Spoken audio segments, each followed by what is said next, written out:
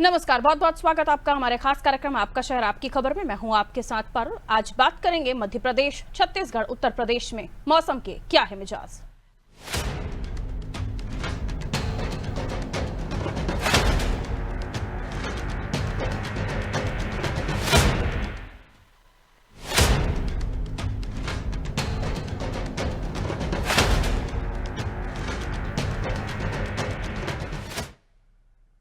कहीं आंधी तो कहीं बारिश। जी हां, एमपी, यूपी, छत्तीसगढ़ में आंधी बारिश का दौर जारी है। वेस्टर्न डिस्टर्बेंस, चक्रवात और ट्रफ की वजह से मध्य प्रदेश में पिछले 7 दिन से आंधी बारिश का दौर है। बुधवार को कहीं बारिश तो कहीं आंधी वाला मौसम रहा। गुरुवार को मौसम विभाग ने ग्वालियर समेत 11 जिलों में अलर्ट जारी किया। इनमें ग्वालियर, मुरैना, भिंड, दतिया, निवाड़ी, टीकमगढ़, छतरपुर, पन्ना, सतना, रीवा और मऊगंज शामिल हैं। मौसम विभाग के अनुसार वेस्टर्न डिस्टर्बेंस के सक्रिय होने से ऐसा मौसम रहेगा। हालांकि भोपाल, इंदौर, उज्जैन, जबलपुर समेत प्रदेश के 44 जिलों में गर्मी का असर भी रहेगा। कई शहरों में दिन का तापमान 43 डिग्री तक पहुंच सकता है। निवाड़ी, छतरपुर, टीकमगढ़, नर्मदापुरम, रतलाम, नीमच, मंदसौर में पारे में ज्यादा बढ़ोतरी की संभावना नहीं है। यूपी में भी आंधी और बारिश का सिलसिला जारी है। गुरुवार को लखनऊ, कानपुर, बाराबंकी, अयोध्या, प्रयागराज, प्रतापगढ़, गाजियाबाद, संभल, फर्रुखाबाद और हाथरस में बारिश हुई है। बरेली समेत पश्चिमी यूपी के कई जिलों में बादल छाए रहे। मौसम विभाग ने आज 44 जिलों में आंधी तूफान के साथ बारिश का अलर्ट जारी किया हुआ है। दरअसल प्रदेश में पिछले 7 दिनों से मौसम बिगड़ा हुआ है। पश्चिमी विक्षोभ और पहाड़ों पर बर्फबारी की वजह से मौसम बदला है। वहीं छत्तीसगढ़ में आंधी, तूफान और गरज चमक की गतिविधियों में कमी आने लगी है। हालांकि कुछ इलाकों में हल्की बारिश और 50 किलोमीटर प्रति घंटे की रफ्तार से तेज हवाएं चलने की संभावना है। आपको बता दें, पिछले 24 घंटे में छत्तीसगढ़ के कई जिलों में अंधड़ चली है। अगले 24 घंटों तक तापमान स्थिर रहेगा, लेकिन उसके बाद अगले 3 दिनों में पारा 3 से 4 डिग्री सेल्सियस तक चढ़ सकता है। मौसम विभाग के अनुसार राजनांदगांव 41 डिग्री के साथ सबसे गर्म और अंबिकापुर 18.2 डिग्री के साथ सबसे ठंडा रहा। अब गर्मी के दोबारा रफ्तार पकड़ने के आसार है। तो देखिए, जो टेम्परेचर है वो अलग अलग जगहों पर अलग अलग तरह का महसूस किया जा रहा है। कहीं अंधड़ है, कहीं बारिश है, तो कहीं रात का टेम्परेचर ही 43 डिग्री सेल्सियस पर है, जो अपने आप में बेहद ज्यादा है।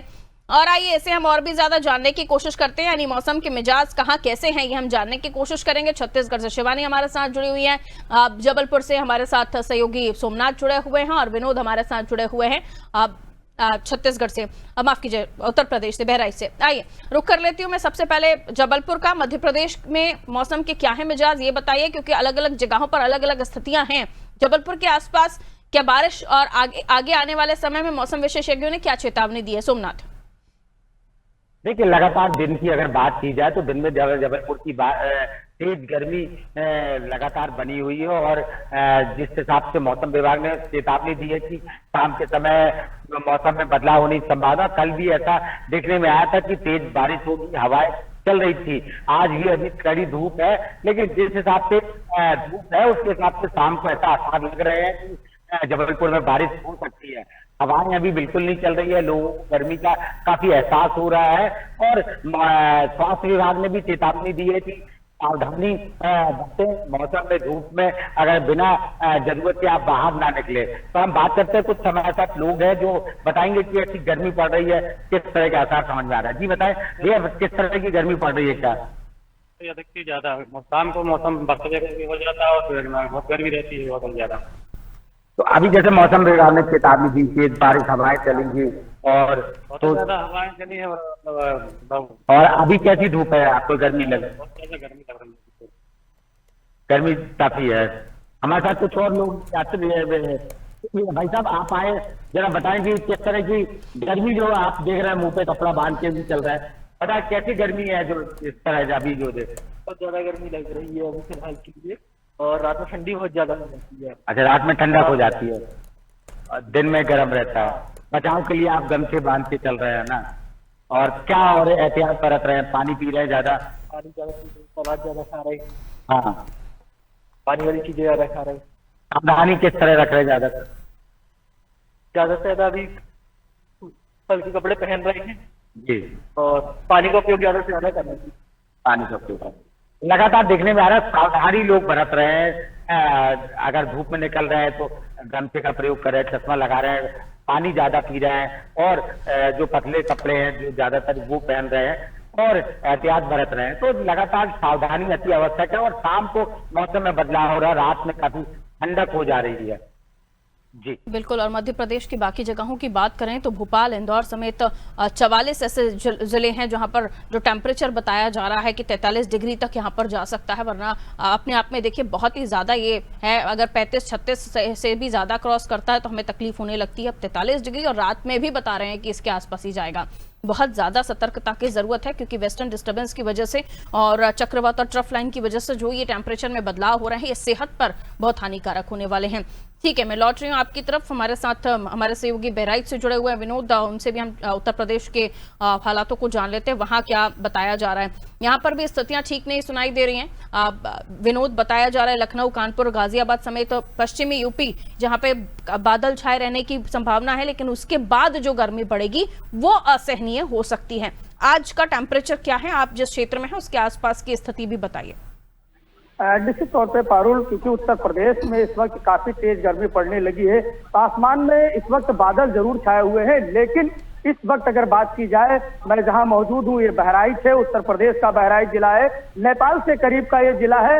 यहाँ पर इस वक्त तेज गर्मी है और यहाँ का जो टेम्परेचर है 40 डिग्री के पार टेम्परेचर पहुंच चुका है।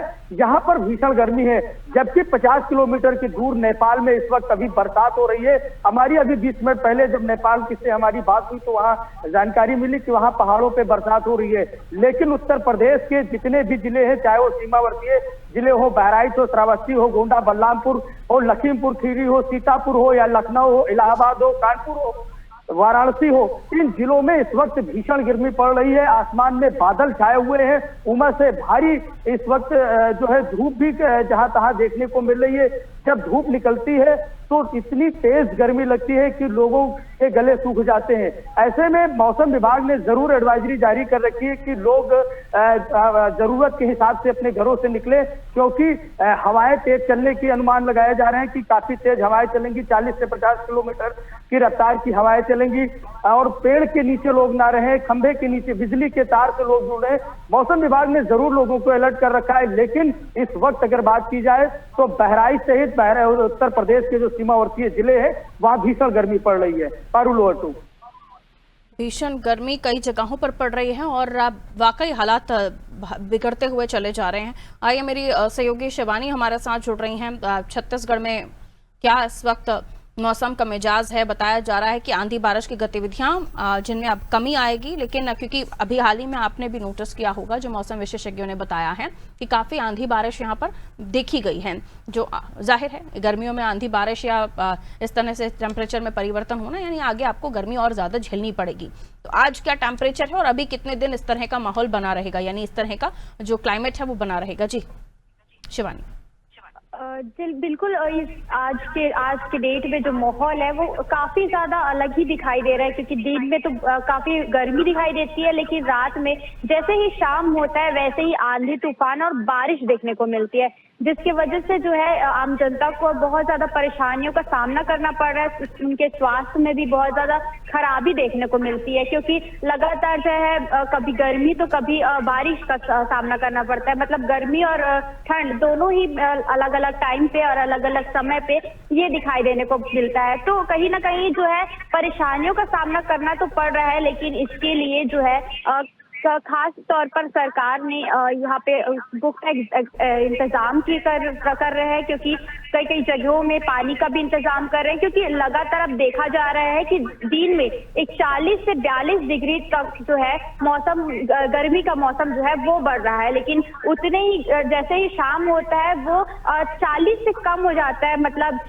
कि 39 और 48 के टेम्परेचर में आ जाता है। तो कहीं ना कहीं ये देखा जा रहा है कि यहाँ पे लगातार जो है मौसम बदलते जा रहा है और मौसम बदलने की वजह से लोगों को परेशानियों का सामना करना तो पड़ रहा है, लेकिन किसानों को भी इसका सामना बहुत ज्यादा करना पड़ रहा है। जी बिल्कुल, जाहिर है कि जब मौसम करवट लेता है तो इसका सीधा असर हमारी फसलों पर, और इन दिनों तो हम कुछ सालों से देख ही रहे हैं जिस तरीके से इकोसिस्टम बिगड़ा है, जिस तरीके से जो एटमॉस्फेयर हमारा बिगड़ा है, ओजोन लेयर डैमेज हो रही है, और जिस तरीके से हम देख रहे हैं गर्मी लगातार बढ़ती जा रही है। हर सीजन में आप देखें तो 2-4 डिग्री इंक्रीज ही टेम्परेचर मिलेगा, जहां नहीं भी गर्मी पड़ती थी वहां गर्मी, और फिर जब बारिश के सीजन में हम एंटर करते हैं तो जहां बारिश होती नहीं थी वहां बाढ़ आ रही है। तो ये जो परिवर्तन हो रहा है ये हमें चेतावनी दे रहा है, लेकिन उसके बावजूद भी हम नहीं समझ पा रहे। हालांकि अब चलिए आपसे सवाल ले लेती हूँ, और आगे सवाल मेरा ये होगा आप तीनों के लिए कि वहां जो फसलें हैं उनकी क्या स्थिति है, कितनी प्रभावित हुई हैं। सबसे पहले मध्य प्रदेश की बात कर लेती हूँ, सोमनाथ बताइए। ठीक है, अगर फसलों की बात की है, फसलों में असर तो कुछ हुआ है, क्योंकि जिस तरह मौसम बदलाव हुए एकदम से, जो खरीफ फसल की हवा भी चलने वाला की पूरी फसलें कटाई हो चुकी है, तो नुकसान फसलों में जो बाहर खुले में रखी हुई है, जैसे मौसम में बदलाव हुआ था, अभी कुछ बारिश भी कुछ जगह हुई है, जैसे के आसपास अगर बात की जाए, पाटन सिहोरा जो आसपास जिले के आसपास के क्षेत्र है वहां पे बारिश हुई है, तो जो फसलें उनकी कटी हुई फसल थी उसमें नुकसान हुआ है। तो किसान काफी परेशान लगातार नजर आता है। अगर वो बारिश नहीं होती है तो परेशान हो जाता है, बारिश ज्यादा होती है तो परेशान होता है, हवाएं चलती है तो परेशान होता है। तो ये समस्याएं तो लगातार बनी है, और मध्य प्रदेश सरकार लगातार किसानों के लिए बात कर रही है कि जो भी नुकसान होगा मुआवजा दिया जाएगा। और जिस तरह मौसम के लगातार ये बदलाव हो रहा है, इसकी वजह से दिक्कतें आ रही है लोगों को। शुरू में ही वृक्षारोपण करने और पर्यावरण जिस तरह खराब होता जा रहा है उसकी वजह से ये दिक्कतें आ रही है। और स्वास्थ्य विभाग की बात की जाए तो स्वास्थ्य विभाग इसमें अलर्ट जारी किया है, लोगों को जागरूक और सावधानी रखना अति आवश्यक है। बिल्कुल, स्वास्थ्य विभाग की तरफ से भी अलर्ट जारी किए जा रहे हैं। अस्पतालों में भी मरीजों की तादाद बढ़ रही है, ओपीडी में लोग ज्यादा पहुंच रहे हैं। ठीक है, मैं लौट रही हूँ बहराइच से हमारे सहयोगी जुड़े हुए हैं विनोद, उनकी तरफ मैं दोबारा रुख कर रही हूँ। विनोद, किसान और स्वास्थ्य, कृषि को कितना इस पर प्रभाव पड़ा है कृषि को लेकर, अगर हम इसको समझने की कोशिश करें तो आसपास के क्षेत्रों में क्या बताएंगे आप, और हॉस्पिटल यानी स्वास्थ्य विभाग की तरफ से क्या इंतजाम किए गए, अस्पतालों के क्या हाल हैं, क्योंकि गर्मी लगातार बढ़ रही है।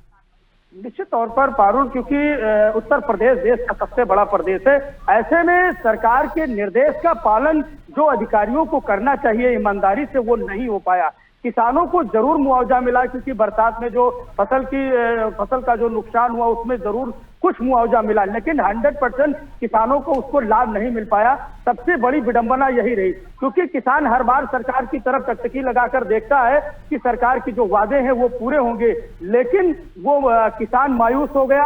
इस बार भी चुनिंदा किसानों को सरकार द्वारा सहायता राशि दी गई जो क्षतिपूर्ति हुई, लेकिन अगर बात की जाए इस वक्त जो बरसात हो रही है, तेज धूप पड़ रहा है, तो ऐसे में जो आम की फसल लगी हुई है, क्योंकि उत्तर प्रदेश देश का सबसे बड़ा प्रदेश है, तो ऐसे में आम की फसल को काफी नुकसान पहुंचा है, क्योंकि बड़े पैमाने पर जब ओलावृष्टि हुई तो आम को काफी ज्यादा क्षतिपूर्ति हुई है। ऐसे में जो आम के किसान है वो सरकार की तरफ, प्रशासन की तरफ टकटकी लगाए बैठे हुए हैं कि सरकार की तरफ से कोई मरहम का निर्देश जारी होगा और हमारे उस दर्द को दूर किया जाएगा। लेकिन अभी फौरी तौर पर ना तो मुख्यमंत्री की तरफ से कोई अभी ऐसा निर्देश जारी हुआ है, ना कृषि मंत्री की तरफ से ऐसा कोई निर्देश जारी हुआ है। किसानों का बड़ा नुकसान उत्तर प्रदेश में हुआ है। रही बात स्वास्थ्य विभाग को लेकर, तो इस वक्त बद से बदतर व्यवस्थाएं उत्तर प्रदेश के जनपदों में नजर आ रही है। स्वास्थ्य व्यवस्थाएं इस वक्त खराब है, चाहे वो सीएससी हो या बहराइच का मेडिकल कॉलेज हो। इस वक्त अगर हम बात करें बहराइच के मेडिकल कॉलेज की, एक छोटी सी घटना होती है, यहाँ की सदर विधायिका के ऊपर एक इंजरी होती है, जल जाती है एक प्रोटेस्ट में, और बाकायदा वो सदर विधायक को लखनऊ जाकर इलाज कराना पड़ता है। तो ऐसे में अंदाजा लगाया जा सकता है कि स्वास्थ्य विभाग उत्तर प्रदेश में किस स्तर पे काम कर रहा है। पारुल ओटू, बिल्कुल, अगर ये स्थितियां हैं हेल्थ डिपार्टमेंट की तो काफ़ी चिंतनीय है, और व्यवस्थाएं सुधारनी होंगी, क्योंकि आबादी ज़्यादा है, हॉस्पिटल कम है, स्टाफ कम है, और व्यवस्थाएं जिनका कुछ कहा ही नहीं जा सकता। और ऐसी स्थिति में सबसे पहले जो हमारे मूलभूत अधिकार हैं, जिनमें हमारी हेल्थ भी प्रायोरिटी है, अगर उसके भी लिए अगर लोगों को इतना परेशान होना पड़ रहा है तो फिर क्या व्यवस्थाएं, क्या दावे, क्या वादे, सब धते के धते रह जाते हैं। मैं लौट रही हूँ आपकी तरफ। शिवानी हमारे साथ जुड़ी हुई हैं। शिवानी, छत्तीसगढ़ में अब गर्मी दोबारा रफ्तार पकड़ने वाली है, आंधी बारिश सबके बाद, और इसको लेकर पहले से प्रशासन तैयारी करता है, हीट वेव का अलर्ट, ये तमाम चीजें।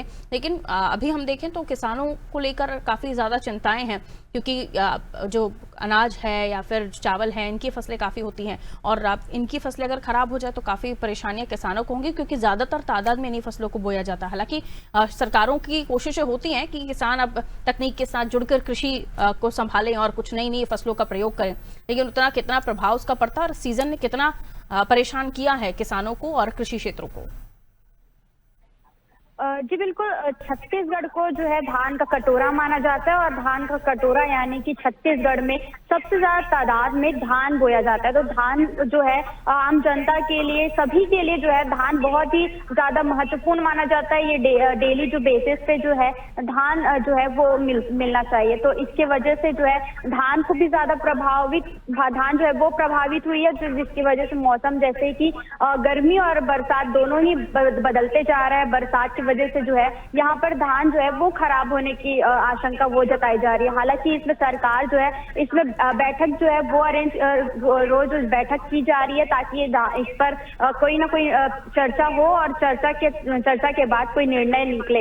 हाँ, बात करें स्वास्थ्य की, तो स्वास्थ्य के लिए यहाँ पे स्वास्थ्य मंत्री ने एक पुख्ता इंतजाम किया हुआ है। यहाँ पे जिला हॉस्पिटल जो है, यहाँ राजधानी रायपुर का जो माना जाता सरकारी हॉस्पिटल, वहां पर एक लू के लिए, जैसे कि लू लगता है, गर्मी होती है ज्यादा, तो उसके लिए एक स्पेशल ट्रीटमेंट रखा गया है, जैसे कि बाथ टब रखा गया है। जैसे ही लू लगता है तो बाथ टब में उन्हें सुलाया जाता है और वहां पे पानी डालकर उन्हें कुछ घंटों के लिए वहां पे रखा जाता है, ताकि उनका जो लू है, उनका जो टेम्परेचर उनके पर चढ़ चुका है, बुखार होता है, तो वो धीरे धीरे कम हो। उसके लिए स्पेशल बेड्स और स्पेशल रूम बनाया गया है, जिसके लिए उनके जो लोग हैं, आम जनता है, उनको किसी भी तरीके का स्वास्थ्य को लेकर परेशानियों का सामना ना करना पड़े।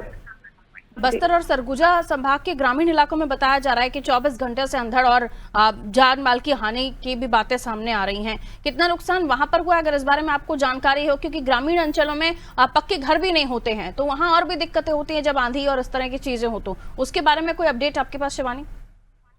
जी बिल्कुल, अभी बस्तर जो है नक्सलीवाद इलाका था, अब नक्सलवाद मुक्त हो चुका है, लेकिन उसके बाद जो है अब आंधी और तूफान जो है अपना रुख जो है कंटिन्यू पकड़ते जा रही थी, जिसके वजह से कुछ घर जो है जो पक्के नहीं थे वो तो टूट चुके हैं। टूटने की वजह से बहुत ज्यादा वहाँ के लोगों को परेशानियों का सामना करना पड़ रहा है, और सामना करने के साथ साथ अभी धूप जो है, दिन में बहुत ज्यादा तापमान जो है वो बढ़ जाता है, जिसकी वजह से वहाँ पे कुछ लोगों को वहाँ पे रहने को लेकर बहुत ज्यादा परेशानियों का सामना करना पड़ रहा है। हालांकि अभी नक्सलवाद मुक्त हो चुका है बस्तर, तो उसकी वजह से जो गृह मंत्री विजय शर्मा है, वहां पे कभी न डेली तो नहीं, लेकिन हफ्ते में एक न एक बार वहां जाते हैं, वहां का दौरा करते हैं, ताकि वहां के लोगों को जो परेशानी हो उसको देखे, वो खुद देखे और वहां की परेशानियों का सामना करना ना पड़े वहां के लोगों को।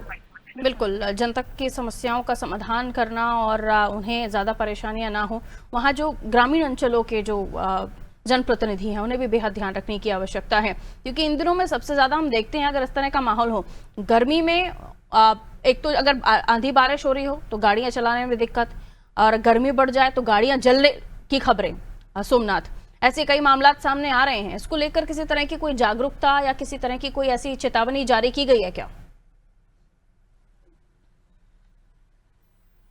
देखिए, बता दें, लगातार जिला प्रशासन और स्वास्थ्य विभाग को जानकारी दी गई है कि हमेशा सावधानी बरतना बहुत आवश्यक है।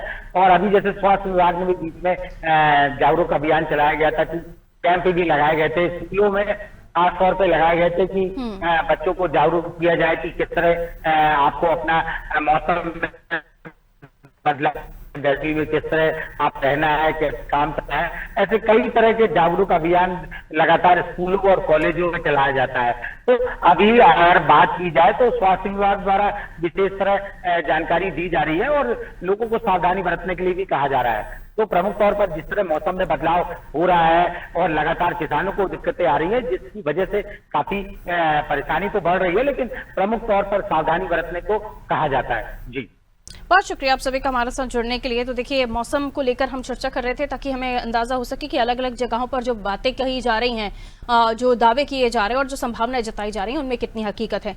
तो कुछ ऐसा बताया जा रहा है कि छत्तीसगढ़ में आंधी और आने वाले दिनों में तेज गर्मी पड़ेगी और बाकी जगहों पर स्थितियां गर्म हैं, यानी गर्मी बहुत ज्यादा है। 43 डिग्री के आसपास पारा, 44 जिले जो है वहां पर बताया गया है कि बहुत तेज गर्मी पड़ेगी। सेहत का ध्यान आपको रखना है और अगर बारिश और आंधी आपके क्षेत्र में इस तरह का अलर्ट जारी किया गया है तो बिजली गिरने से बचना है। इसको लेकर कई बार विभाग की तरफ से भी जानकारी दी जाती है।